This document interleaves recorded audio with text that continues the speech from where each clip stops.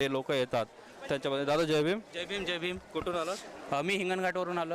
काय नाव आपलं? माझं नाव प्रचलित मून आहे.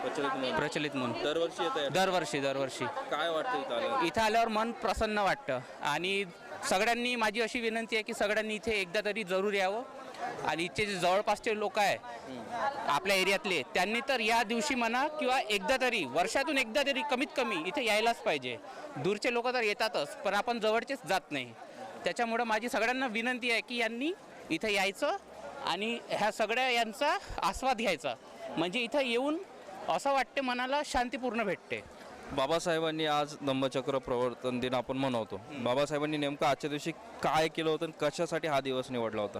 बाबासाहेबांनी हा जो ऐतिहासिक दिवस आहे आपल्याला एक दिशा दाखवली, आपल्याला जातीच्या बंधनातून मुक्त करून एक मार्ग दाखवला की या मार्गामुळेच आपल्याला जे आहे आपला अधिकार हे सगळं मिळणार आहे. आणि आपण हिंदू धर्मातून बौद्ध धर्माकडे वाटचाल करणार आहे.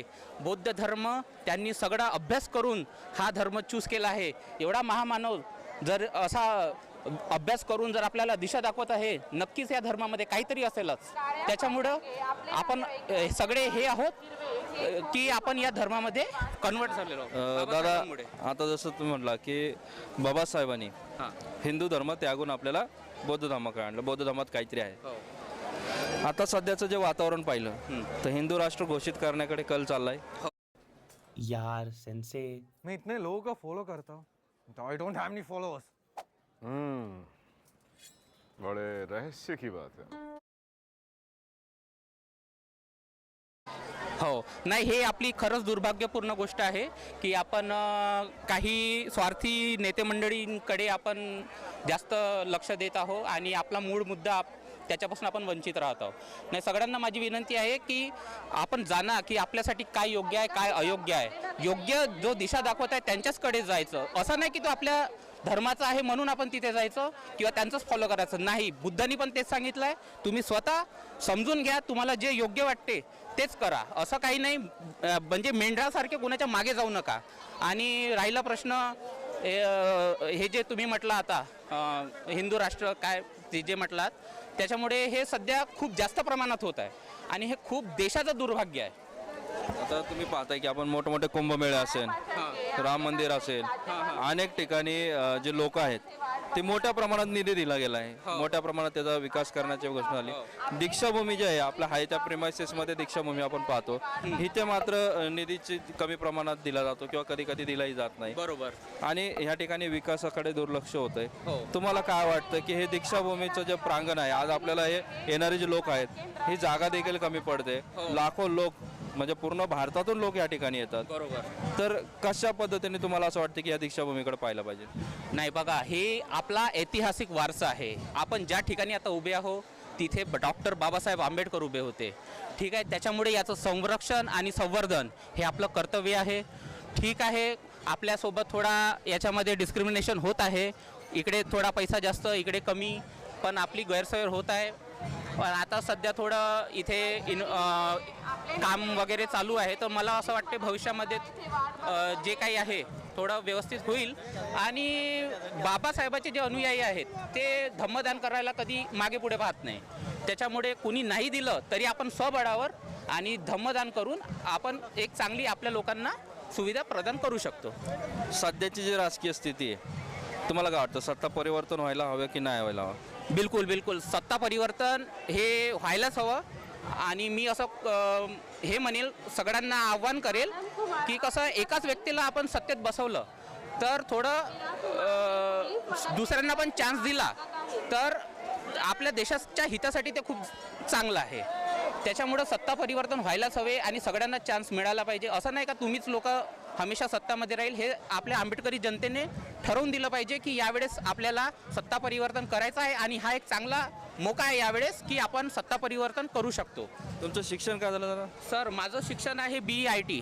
अच्छा, तुम्ही IT क्षेत्रात आहात? सध्या मी बँकमध्ये आहे. अच्छा, आपले जे नवतरुण आहेत यांची चळवळीकडे जे आहे आपल्या आंबेडकर मुवमेंटकडे आणि बौद्ध विहाराकडे पाठ फिरलेली दिसते. आणि बाबासाहेब सांगतात की त्यावेळेस बाबासाहेब सांगतात की आपला जो नवतरुण आहे हा शिक्षणाच्या पुस्तकांच्या जागी त्यांच्या हातात सिगारेटच्या पेट्या दिसतात. बरोबर. म्हणजे आणि ती स्थिती आजही दिसते की आपले मुलं जे तरुण आहेत हे व्यसनाकडे जास्त प्रमाणात वळले आहेत, शिक्षणाकडे कमी प्रमाणात आहेत, विहाराकडे कमी प्रमाणात आहेत. आणि बाबासाहेब सांगतात की विहार हे आपलं शक्ती केंद्र आहे, आपण विहाराकडे गेलं पाहिजे. ह्या नवतरुणांना विहाराकडे आणण्यासाठी काय केलं पाहिजे? बघा, तरुणांनी सध्या सोशल मीडिया आणि याच्यामध्येच गुंतलेले आहेत. त्यांना तर बेरोजगार आहोत आपण याचा पण भान राहिलेलं नाही आहे. त्यांना 1.5 GB डेटा कसा संपवायचा फक्त यांच्याकडे कळ असतो. आणि ते मी हे दुर्भाग्यच आहे आपलं की यंग मुलं आपल्या विहारामध्ये दिसत नाही. दिसतात त्या फक्त बाया, महिला आणि थोडेसे ओल्ड जनरेशनचे लोक. त्याच्यामुळे त्यांना पण माझी कळकळीची विनंती आहे की या सोशल मीडिया आणि हे ते स्टॅटस ठेवून काही होणार नाही. तुम्हाला बुद्धांचे विचार, बाबासाहेबांचे विचार पण घ्यावं लागेल.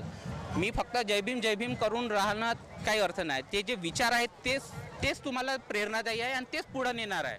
त्याच्यामुळे तरुणांना पण माझी कळकळीची नम्र विनंती आहे की विहारामध्ये एकदा तरी जायचं, कमीत कमी एकदा. आणि प्रत्येक जो हे आहे सण उत्सव हे तर तुम्ही साजरे करताच, पण ते विचार घेणं हे सगळ्यात जास्त महत्त्वाचं आहे. नक्कीच दादा, आपण पाहतोय की हे जे नवे विचार आहेत आपण घेतले पाहिजे. तुम्ही कशा पद्धतीने ह्याच्यात सहभाग घेऊ शकता आणि कशा पद्धतीने तुम्ही सहभाग करताय? बघा, माझ्या घराच्या बाजूलाच विहार आहे. त्याच्यामुळे मी तिथे प्रत्येक वेळेस प्रत्येक कार्यक्रमामध्ये विहारात जातो. जसा आज मी इथे दीक्षाभूमीला आलो, माझं जर येणं नाही झालं तर मी विहारामध्ये जातो. त्याच्यानंतर धम्मदान मी करतो. धम्मदानमध्ये कुठलीही प्रकारची हे करत नाही. विहार बांधायचं असेल तर माझ्याकडून जेवढी मदत होत असेल मी तेवढं करत असतो. आणि जे काही माझी कार्यकर्ता म्हणून जी भूमिका असते ते मी देत असतो. अच्छा, नक्कीच दादा, आपण जे करताय त्याच्यामध्ये बाबासाहेबांच्या विचारधारेला पुढे नेण्यासाठी नक्कीच फायदा होईल. आपण पाहतोय की अनेक लोक जे आहेत हे या ठिकाणी येत असतात आणि बाबासाहेबांना धम्मदीक्षा सोहळा जो आहे ह्याची आठवण करून या ठिकाणी दीक्षाभूमीवर